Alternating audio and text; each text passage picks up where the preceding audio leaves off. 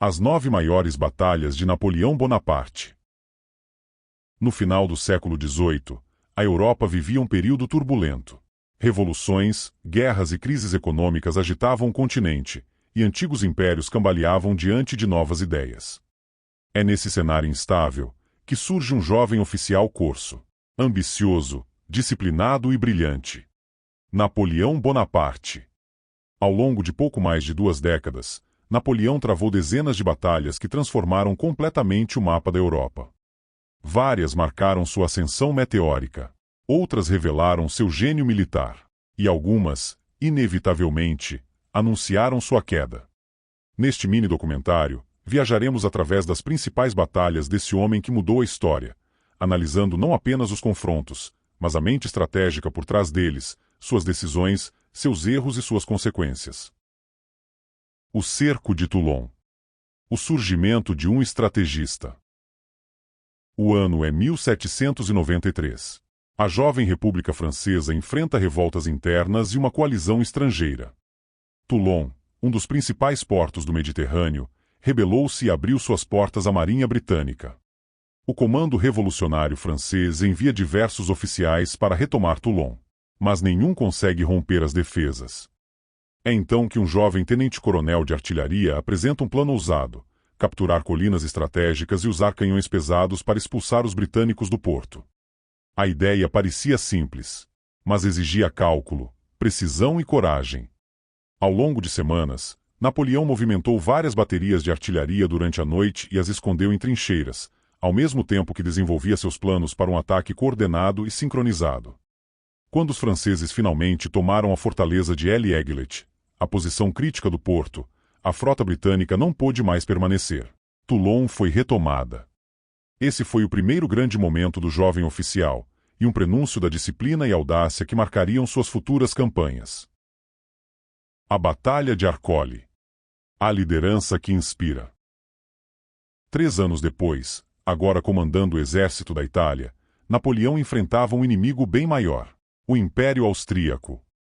As tropas francesas estavam desgastadas após longas marchas.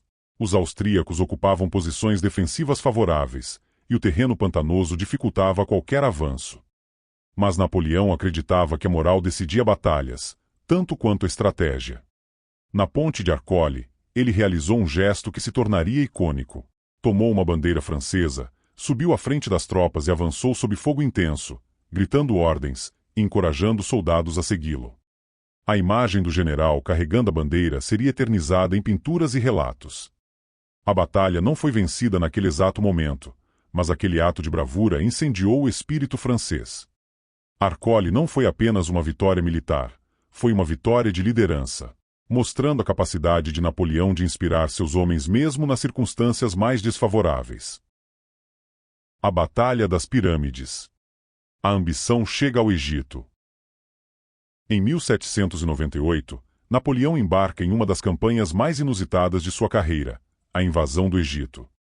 Mais que uma campanha militar, era um projeto político e científico: abrir rotas comerciais, enfraquecer o Reino Unido e levar estudiosos para estudar a antiga civilização. Ao chegar às margens do Nilo, Napoleão encontra a poderosa cavalaria mameluca. Os mamelucos eram habilidosos, rápidos e experientes, mas confiavam quase exclusivamente na carga de cavalaria. Napoleão percebeu isso rapidamente. Sabendo que as forças francesas eram disciplinadas e tinham boa formação tática, ordenou que seus homens adotassem formações quadradas, capazes de resistir a ataques em qualquer direção. A batalha foi feroz, e as pirâmides assistiram ao confronto como testemunhas milenares. Com fogo coordenado de infantaria e artilharia, os franceses esmagaram as linhas mamelucas. A vitória abriu caminho para a ocupação do Cairo. Napoleão proclamou que 40 séculos os contemplavam, numa frase que ainda hoje ecoa como um dos grandes momentos da propaganda militar. Austerlitz. A obra-prima da estratégia. No auge de seu poder, Napoleão enfrentou as forças combinadas da Rússia e da Áustria na batalha que muitos chamam de sua maior obra-prima, Austerlitz. Era dezembro de 1805. A Europa inteira esperava a derrota francesa, já que Napoleão estava numericamente em desvantagem. Mas ele tinha um plano brilhante. Primeiro, fingiu fraqueza, deliberadamente abandonando posições importantes para atrair o inimigo. O terreno montanhoso ao redor do vilarejo de Pratzen parecia decisivo. Napoleão deixou que os inimigos o ocupassem, como se estivesse desistindo. Quando os austríacos e russos avançaram demais, suas linhas ficaram esticadas e desorganizadas. Era exatamente o que Napoleão esperava. Ao meio-dia, os franceses lançaram um ataque devastador no centro das filas inimigas, retomando as alturas de Pratzen e cortando o exército adversário em dois. Ao mesmo tempo, ataques coordenados atingiram as alas, cercando unidades inteiras. A batalha terminou com mais de 25.000 baixas. E uma vitória quase total francesa. Austerlitz não foi apenas um triunfo militar. Foi uma demonstração impressionante de psicologia, logística, manipulação e timing perfeito. Jena e Auerstedt. O colapso da Prússia. No ano de 1806, a Prússia, confiante em seu passado militar, declarou guerra à França. Napoleão respondeu com velocidade impressionante. Marchas rápidas, manobras envolventes e ataques simultâneos caracterizaram sua campanha. Em Jena, Napoleão enfrentou parte do exército prussiano. Em Auerstedt, no mesmo dia, o Marechal Davout com forças muito menores derrotou a outra metade. Os prussianos foram surpreendidos, desorganizados e forçados a recuar em pânico. Cidades e fortalezas inteiras se renderam sem luta. O Império Prussiano, outrora símbolo de disciplina militar, entrou em colapso em poucas semanas. Esse episódio reforçou a reputação de Napoleão como mestre da guerra de movimento, rápido, preciso e implacável. Wagram. A guerra em escala massiva. O ano era 1809. Os austríacos tentaram desafiar Napoleão novamente. E a resposta veio na imensa Batalha de Wagram, uma das maiores travadas na Europa até então. Foram mais de 300.000 soldados envolvidos em 2 dias de luta intensa. O calor era sufocante, a poeira obscurecia o horizonte, e a artilharia rugia sem parar. Napoleão, apesar de vitorioso, sentiu o peso da guerra moderna. Suas tropas já não eram tão disciplinadas quanto antes. Os inimigos aprendiam rápido e copiavam suas táticas. A vitória em Wagram consolidou sua autoridade, mas revelou algo preocupante. O custo humano estava se tornando insustentável. A guerra, antes manobrada com elegância, começava a se tornar uma máquina pesada, lenta e brutal. A campanha da Rússia. A derrota que não foi uma batalha. Em 1812, Napoleão comete o que talvez for o seu maior erro estratégico: invadir a Rússia. Com o maior exército que já comandou, com cerca de 600.000 homens, ele avançou pelo interior russo, esperando uma batalha decisiva. Mas os russos, em vez de virem ao encontro da batalha, adotaram a tática de terra arrasada. Recuavam, queimavam seus recursos e evitavam o confronto direto. A primeira grande batalha veio apenas às portas de Moscou, Borodino. Foi um massacre. Embora os franceses tenham vencido, a vitória não trouxe vantagens estratégicas. Ao entrar em Moscou, Napoleão encontrou a cidade incendiada. Sem alimentos, sem abrigo e sem perspectiva de paz, decidiu recuar. Foi então que começou uma das marchas mais trágicas da história. Nevascas intensas, fome, doenças e ataques constantes reduziriam o grande exército a apenas uma fração do que era. Não foi uma única batalha que derrotou Napoleão, mas sim a vastidão e a crueldade da própria Rússia. Leipzig. A Batalha das Nações. Após a tragédia da Rússia, toda a Europa se voltou contra Napoleão.